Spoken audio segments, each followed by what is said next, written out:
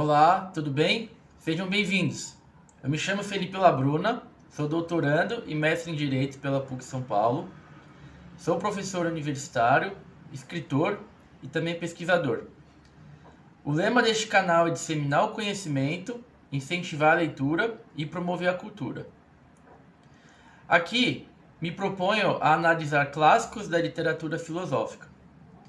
E hoje, junho de 2025, a gente vai falar um pouquinho sobre um dos maiores livros do século XX, O Velho e o Mar, The Old Man and the Sea, de Ernest Hemingway, publicado em 1952 nos Estados Unidos. Enquanto você me faz a imensa gentileza de curtir o vídeo e se inscrever neste canal, eu vou rodar rapidinho a vinheta e eu já venho, tá bom? Até já!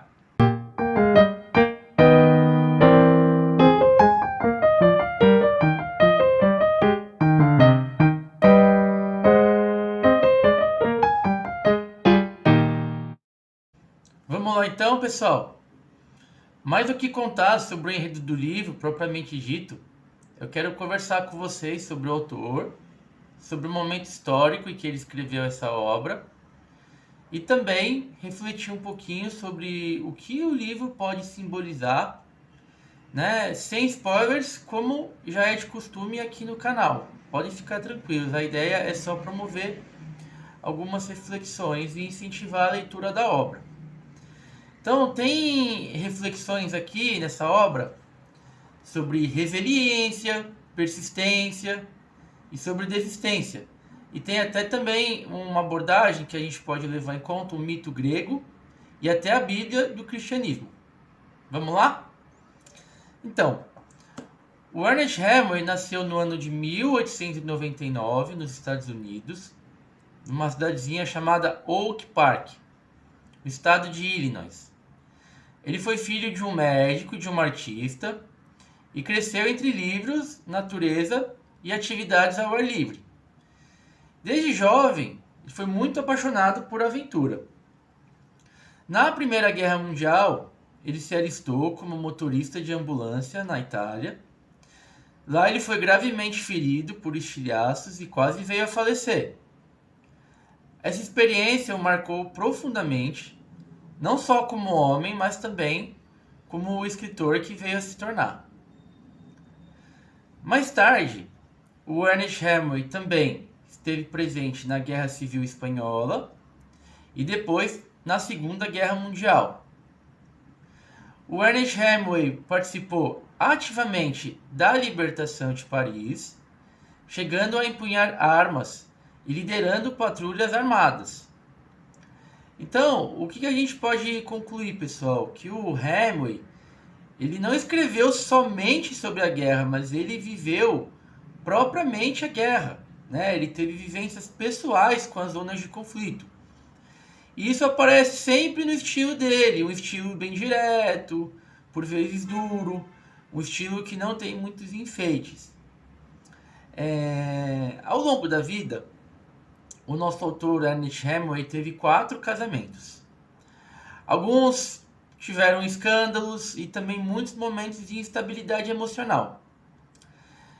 Hoje em dia, muitos estudiosos acreditam que o Ernest sofria de um transtorno bipolar, transtorno esse que foi agravado pelo alcoolismo que sofreu e por uma diversidade de traumas não tratados ao longo da vida.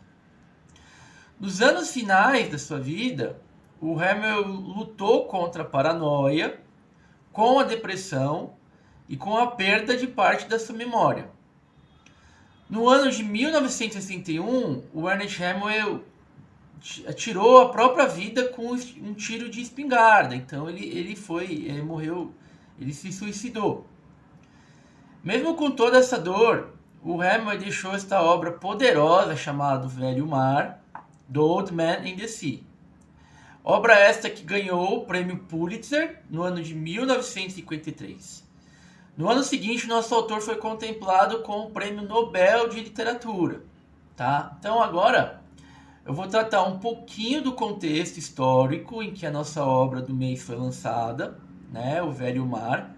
Como eu havia falado, foi escrito em 1951 e publicado em 1952.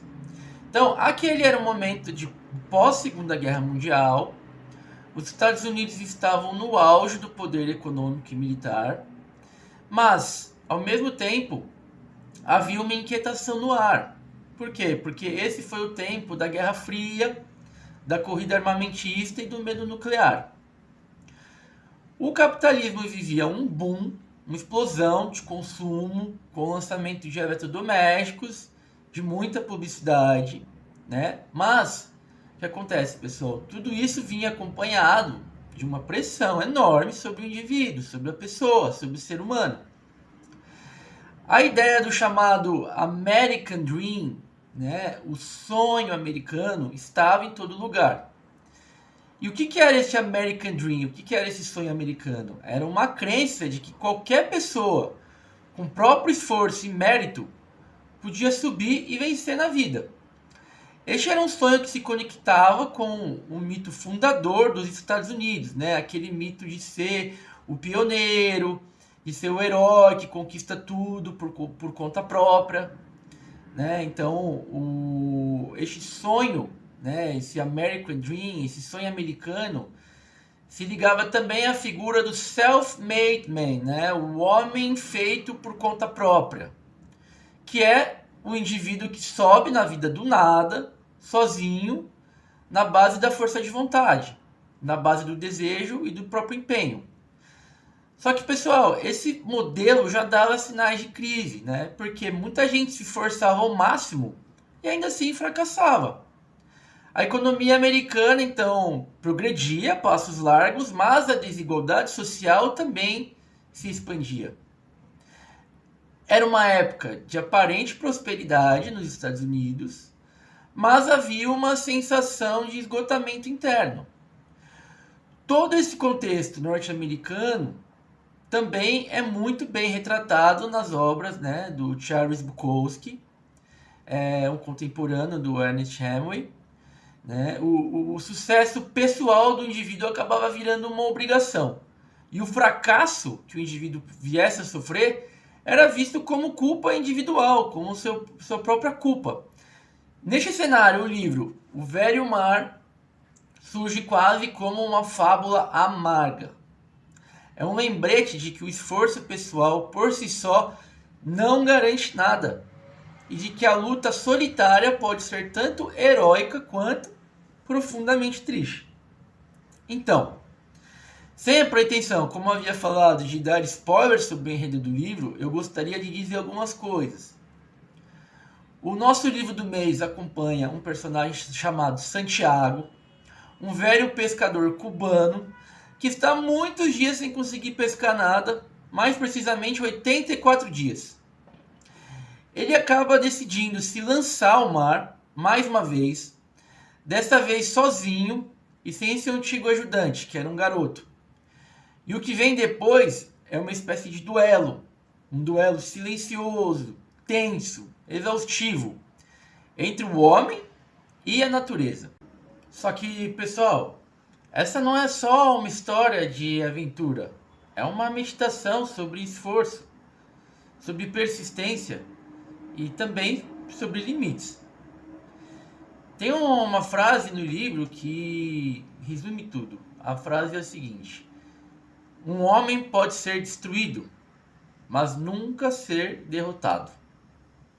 Essa frase, na realidade, a meu ver, é bem cruel, porque é um ponto em que a insistência se torna um peso, né? E a insistência é uma luta que se prolonga além do necessário, porque parar não é uma opção para o indivíduo. E aqui vem uma ideia importante: poder desistir é um privilégio. Tem gente que não pode parar, não por fé, nem por heroísmo, mas porque não tem escolha. Porque se parar, simplesmente acaba, simplesmente desmorona, simplesmente se vai. O nosso protagonista, o Santiago, ele representa bem isso. Ele representa uma persistência que, vista de fora, pode parecer teimosia ou mesmo loucura, mas que por dentro nada mais é do que sobrevivência. Então, bem, aqui eu queria trazer algumas camadas simbólicas e metafóricas sobre o livro. Tem gente que vê nessa luta solitária do Santiago alguns ecos da mitologia grega, né? Mais precisamente o mito grego de Teseu no labirinto. O Teseu foi aquele que entrou no labirinto construído e projetado por Dédalus para enfrentar o monstro do Minotauro. Já o Santiago, ele entra no mar, que é um outro tipo de labirinto. Mas diferente daquele grego Teseu, ele não tem um fio que vai deixando pelo caminho para indicar a saída. Ele não tem ajuda de ninguém, ele vai sozinho. E o que o Santiago enfrenta ali não é apenas um peixe, é o tempo, a solidão, o cansaço, a própria dignidade. O livro também tem uma forte carga bíblica. O Santiago pode vir a lembrar uma figura crística. Ele carrega um fardo, ele sofre em silêncio, ele sangra, ele tropeça. Há trechos também que acabam nos lembrando da própria Via Crucis, o caminho percorrido por Cristo após ser julgado por Pôncio Pilatos a caminho da crucificação. E o peixe, que é o símbolo do cristianismo primitivo, ele acaba estando no centro de tudo. E é como se a pesca fosse uma espécie de peregrinação, uma prova de fé, uma luta sem garantia nenhuma.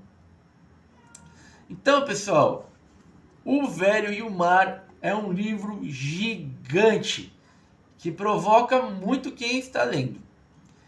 Ele fala sobre não desistir, mas também sobre como é duro não poder desistir.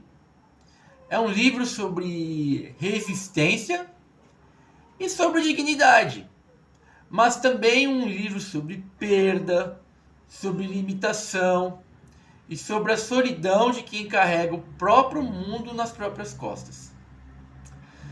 Para mim, o Santiago é uma figura comovente e até digno de pena. Ele não é um herói no sentido clássico.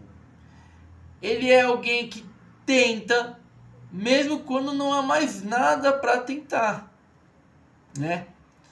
E para você que já leu o livro, o Santiago é um herói e mártir ou é só um pobre coitado que não pode parar, que não tem o privilégio de desistir? Se você que chegou até aqui teve paciência comigo e com as minhas limitações, deixa aqui nos comentários a sua visão sobre esse livro.